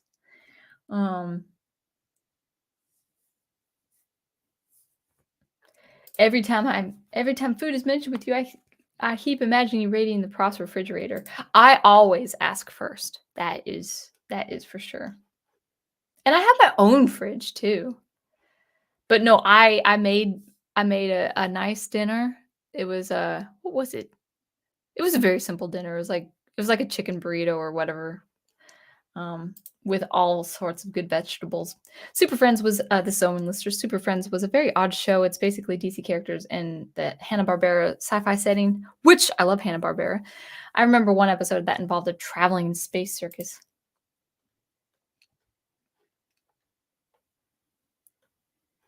Final Fantasy says, community, that's why you go to entertainment. Community, that's the only thing that matters to you instead of focusing on your life. Stupid.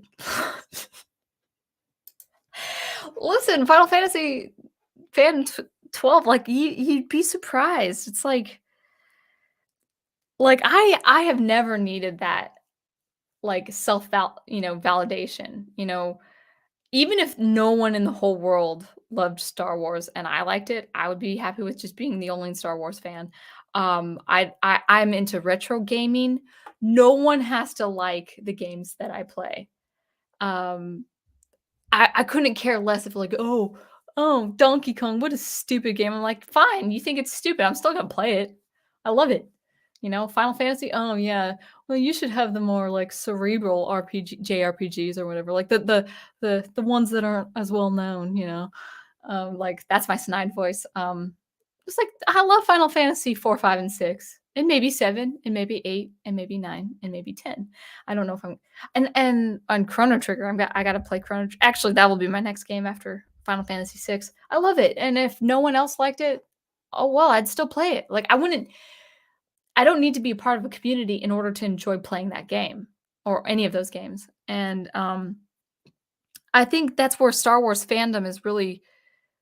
I don't know so much about the other franchises and what they're going through as far as the fans, but I think with Star Wars in particular, um, uh, I think it's what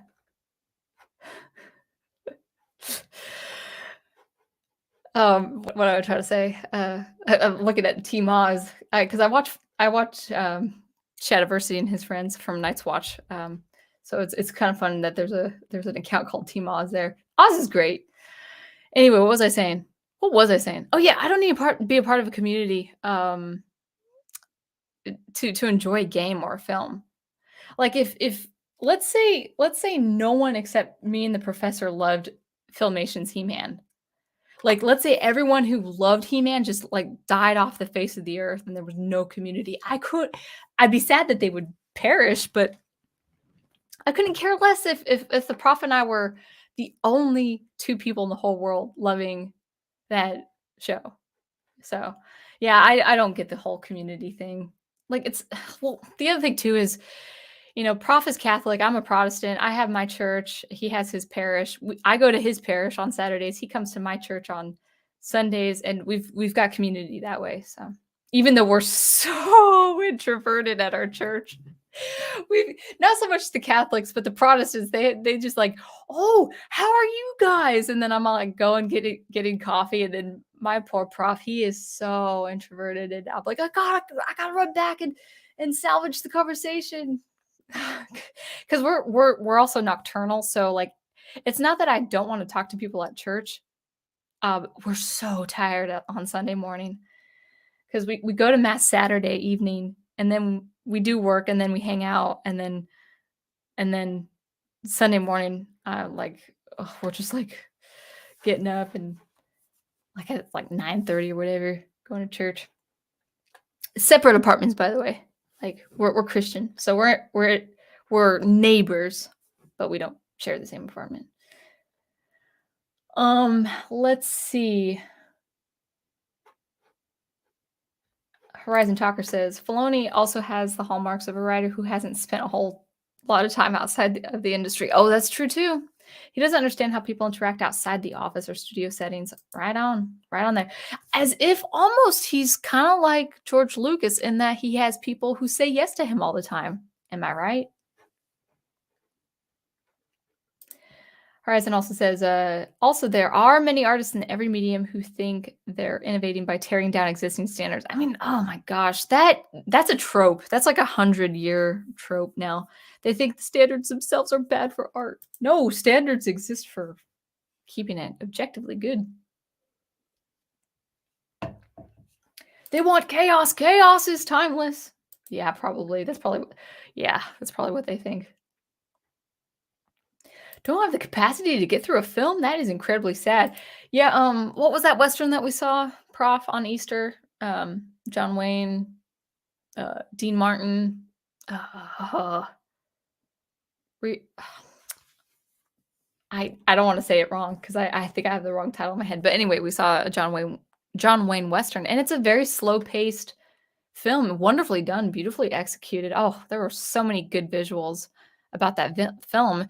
It's very slow paced. It's really hard for the modern audience to uh, have that kind of film now. You know, like back in the 1940s and 50s, like they could have the capacity, the mental capacity, but not now. Not now. Rio Bravo. Thank you, Big Al. Thank you so much. And I enjoyed it. I did like that a lot. I love the set work. Oh, yeah, and the music and the dialogue. Oh, the exchange between the different characters is great. Prof and I are probably gonna after Marvel, we'll probably get into more westerns and film noir and stuff like that. Yes, actually, Gigawatt. In fairness, I check and double check that the rap is the same. Yep, exactly. Or if the rap is his, then make sure he eats it. All right.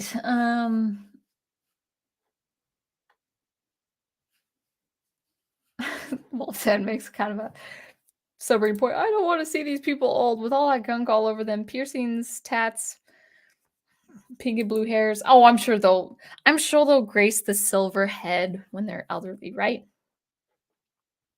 Mortal Kombat. I never got into Mortal Kombat.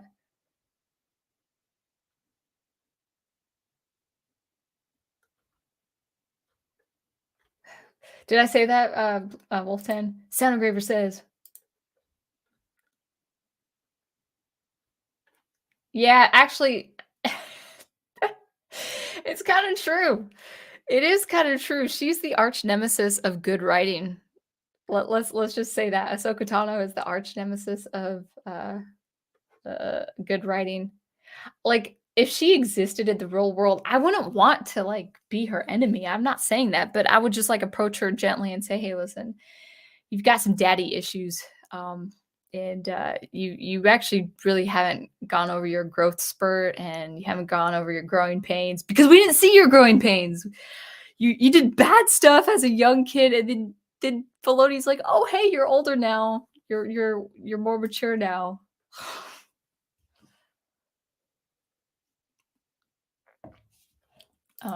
Owen Lister says, I don't even bother watching Star Wars news because I don't watch any of the new content. I don't even have a Disney Plus account. That is good. I'm searching for other alternatives. Yeah. Yeah. It's always good to have alternatives. I mean, um, as I've said before, you know, Prof and I, we just go to the old stuff. We don't bother with the new stuff. But like when I'm talking about things like Ahsoka or Star Wars, it's really like getting back to the nitty-gritty, like what art is becoming today. It's like, okay, you think this is true, well, I'm gonna do the opposite, and poof, art. That's the case with Ahsoka and also these franchises. It's like, yeah, poof, we're gonna call her a hero, even though she did all this bad stuff before and we didn't see any development. Poof, like she survived and she's a Jedi and she's not a Jedi, and everything bad she did, we're actually going to call it good, and all of that. So yeah, it's like magic. Ahsoka Tano's like magic.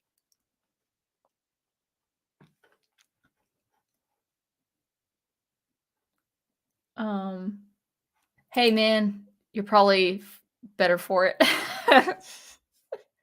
But you know what? Dave Filoni has got his agenda. He wants Ahsoka Tano to be known by everyone.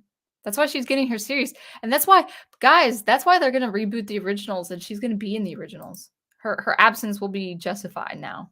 Like 10 years, 15 years from now. She's gonna be the originals. In the originals. Final Fantasy fan says Ahsoka Tano is everything the Jet is everything Jedi should be because she focuses on the essential force instead of the surface. You mean Qui-Gon Jinn? Yeah, I mean, right. Like we already had a figure like that, and we don't know much about Qui-Gon Jinn, but it's like he was the one. Like that's why he had to be killed off in Phantom Menace because his training Anakin would have produced a different Anakin. That is for sure. You know, he was different from his student Obi-Wan Kenobi. You know, like Obi-Wan is a very wonderful character, but Anakin's trajectory would have been different if Qui-Gon Jinn had survived. So very interesting theory to come up with like, whoa, what would Anakin be like under Qui-Gon instead of Obi-Wan? See, Obi-Wan wasn't really ready to have a Padawan, but there was really no. He felt that there wasn't really a choice because he had that devotion to keep that promise to his master. He loved his master, so he's like, trade the boy. He is the chosen one. Why not? Yeah. And he did his best. Obi-Wan did his best. Nobody puts Ahsoka in the corner. Nobody. She's everywhere.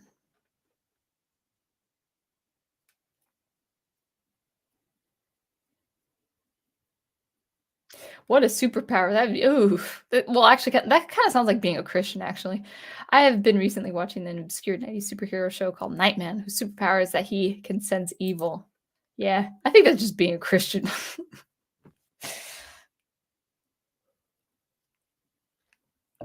And that power is the Holy Spirit. Let's see, what else do you say? He has gadgets like an anti-gravity belt, cool. A bulletproof suit, awesome. A robotic eye, and a cape that turns him invisible. That's pretty cool. She did this because ABC, then XYZ. Sure, because you'd be an absolute legend if you keep crying wolf and justifying your sins.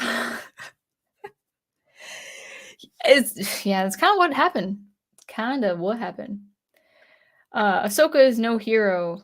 Uh-oh. You swore. Uh-oh. I should read before I post. Bonus points where I mangled this quote. I'm gonna email you thoughts on creative writing and my soundtrack remake later so you can read them when you feel better. Oh, well, thank you, Fotis. You would be pretty much the only one emailing my business contact email, sadly. I've been waiting to hear from another person for a job, but no go. But yeah, I do check my business email frequently.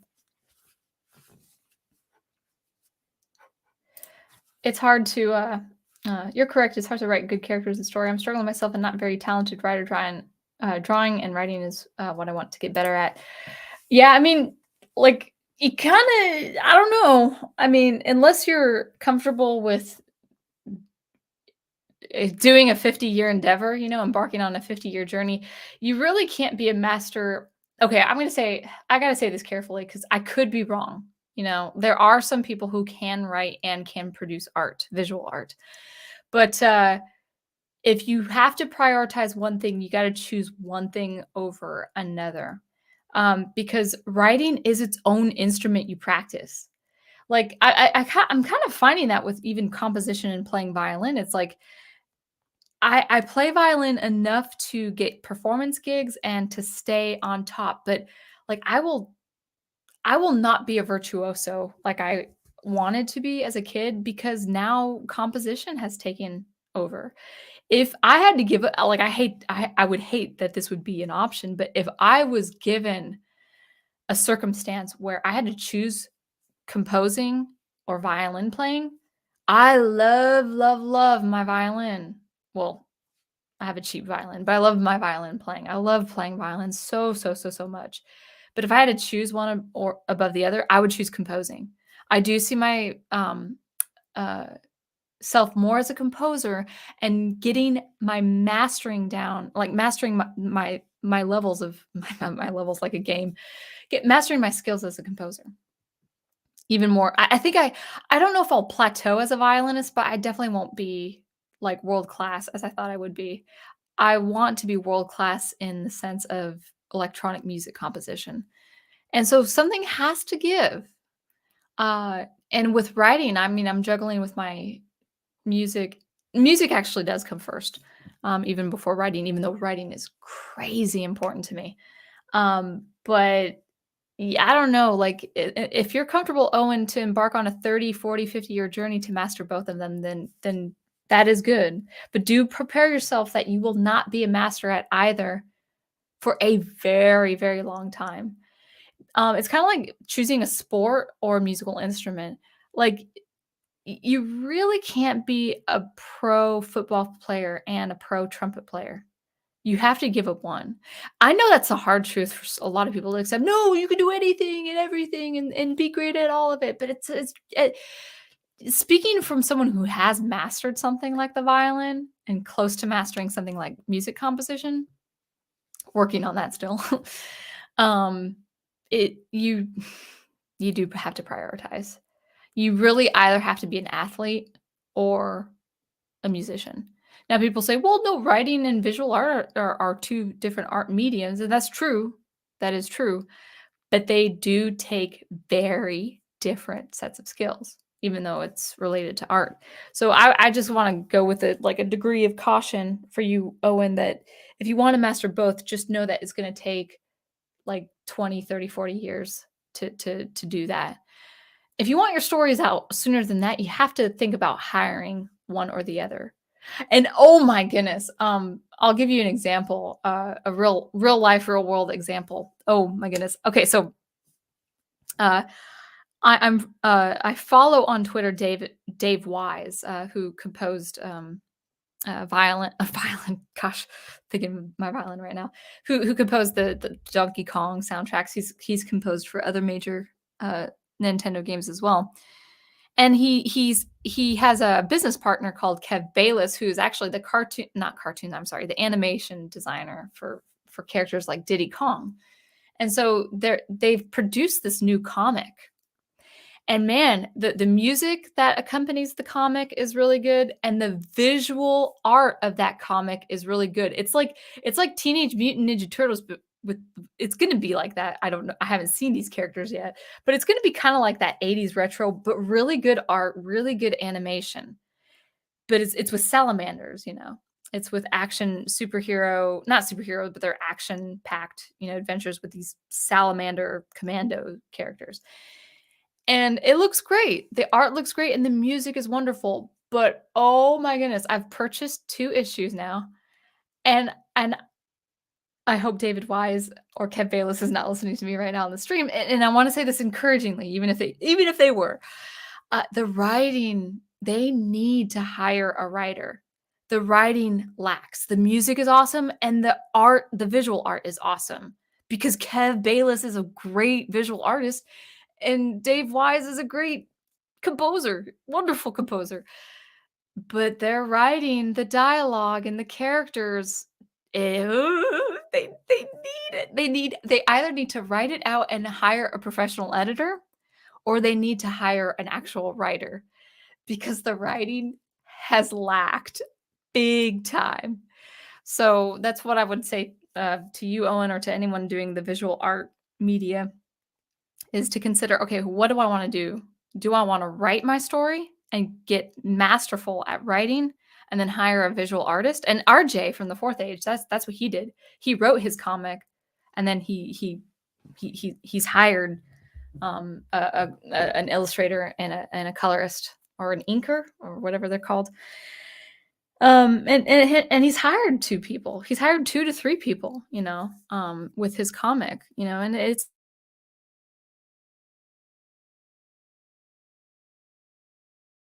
to sacrifice something if you as far as time is concerned. It's like, no, I'm gonna produce this in 10 years. Well, then you got to think to hire one or the other. Master at one and then hire for another, because it's really, you can't master both equally. I'm just gonna, that's my prediction. And I'm not saying that really directly to you, Owen, but just knowing me as an artist and talking to relatives and friends who saying, "Oh, I wish I did sports and play the trumpet." I'm like, "No, you were right to just choose one or the other." I know your my dad made me choose my sport over my music, or he made me choose one or the other. I wanted to do both. It's like, no, like you really only to master something, you had to just stick with one. That's just my rant. Anyway,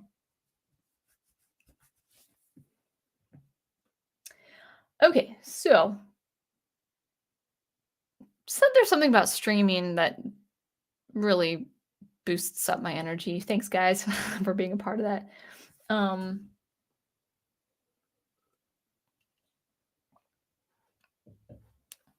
okay, so Professor saying, yeah, 2002 He-Man respects the original, which is good. And it's not objectively bad, which is also good. But it's not He-Man. Yeah. Yeah.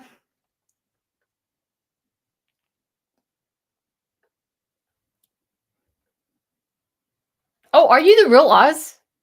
I'm going to have to confirm that. Well, if you are the real Oz, I am flattered, because you guys are very insightful with your content, and I do appreciate you guys churning it up or producing frequent content, and keep fighting the good fight and all of that good stuff. Oh, I'll give you a shout out the next video as we do. Oh my gosh, that's funny. Awesome. Well, that's awesome. Cool. Thank you very much. Let's see. Yeah, actually, Night's Watch, guys. So Shadiversity, and then his other channel with his friends Nathan and Oz, Night's Watch. I'll post it. I can't find the link right now, so I'll just post the name. There you go.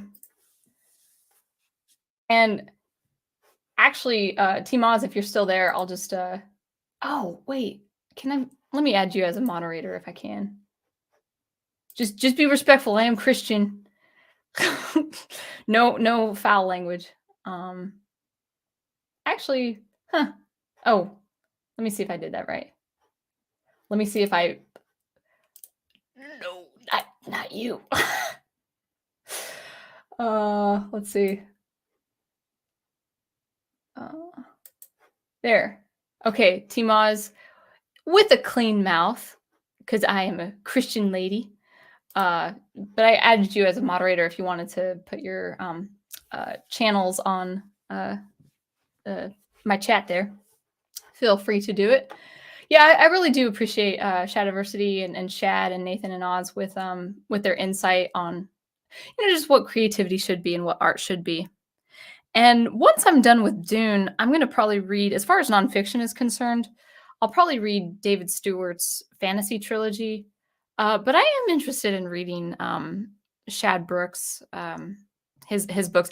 He wants to write some science fiction. See, I'm not really a fantasy person. If I'm being honest, besides Lord of the Rings, I'm not that much into fantasy as much as I'm into sci-fi. So whatever sci-fi that Shad is working on, I'd probably be really interested in reading. But in any case, let's do that. So, and okay, wrapping it up here. Yes. So I'm not really a political channel, as most people know, but I'll just go ahead and read this, because I think the language is safe enough. The deconstruction of modern stories is a communistic tactic. Communism cannot allow exterior cultures, so they must destroy our stories by trying to corrupt them into their ideal propaganda. And that's basically it. I try to, actually, Team Oz, I try to avoid words like those political words. You can totally put that in the chat, but it is that. It's like, okay, guys, like we're kind of seeing the. Well, we've seen it since Man of Steel. We've seen it since the 2010s, and thank goodness Agents of S.H.I.E.L.D. is awesome. Marvel's Agents of S.H.I.E.L.D., and it's not part of canon anymore, according to Kevin Feige. Thank you, Kevin Feige, because I don't want it to be part of canon. But just do remember this has been an academic philosophical move since before World War One. And T. Moz is right. I don't know I don't know as much history as I should, but coming from the liberal arts, yeah, he's definitely right as far as the school of philosophy. Uh, what is it? Is it the Second Viennese School? Also the Darmstadt philosophers, all of that. Oh, Frankfurt School. That's what I'm thinking of. Yeah. Yeah, well, that's good, Owen. She didn't really make such an impact on me. Yeah. Well, again, I liked her before season 5 ended, and then she had to come back.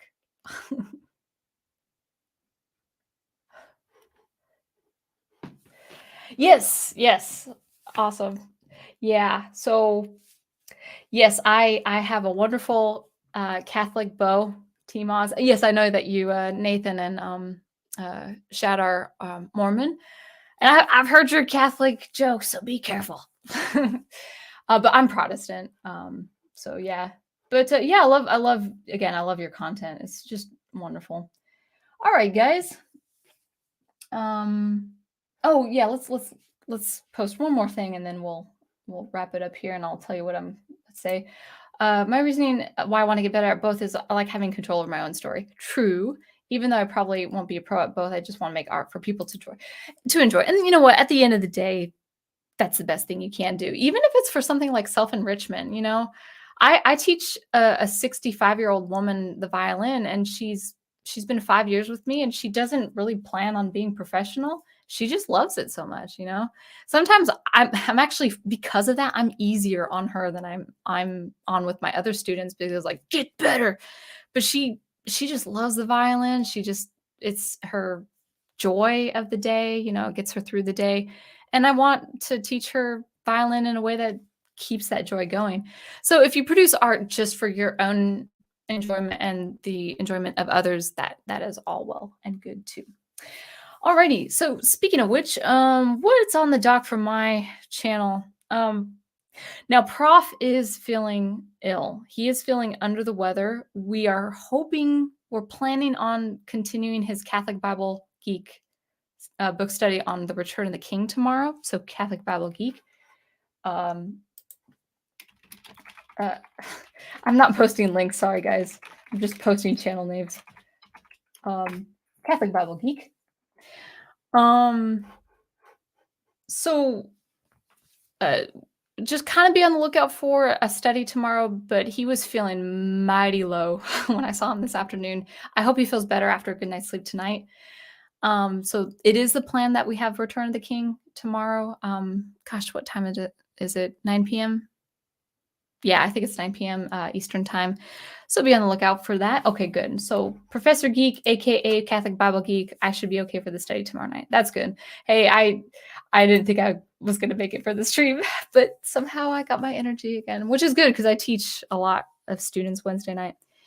For me, I'll probably do a SuperCollider video. I have managed. Do you guys remember Thundercats, like the Burble Bears, like the Burbles? They talk like this and stuff like that.